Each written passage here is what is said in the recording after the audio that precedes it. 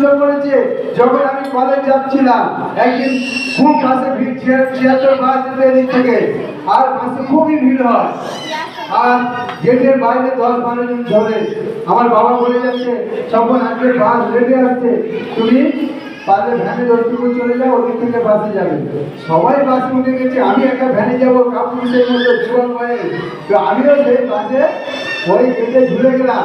হঠাৎ একটা মেয়ে এলো, তাকে গেট দিতে মানে পাশ দিতে গিয়ে আরো আমি দূরে পড়ে গেলাম।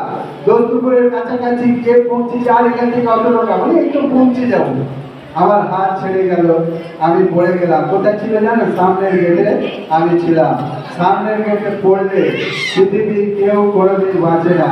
পিছনে ডবল চাকা থাকে, সেই চাকাটা মাথায় অবশ্যই যাবে। ধন্যবাদ। সেই সময় একটা ভ্যান এদিকে এসেছিল, বাসটা এদিকে কাটিয়েছিল, আমি যাই পড়ে যাই, বাসটা ওইদিকে কাটিয়ে রাস্তায় উঠে গেছে বলে সেই বিপদ থেকে আমি রক্ষা পেয়ে যাই। আমাদের গ্রামের একটা ছেলে বলেছিল, তুই সামনের গেট থেকে পড়ে গেছিস, বাবা কি নতুন জীবন পেল। হালেলুয়া। আরে ভাই, নতুন জীবন কি জানতাম না, যতক্ষণ না যিশুতে এসেছি নতুন জীবন কি আমি জানতাম না।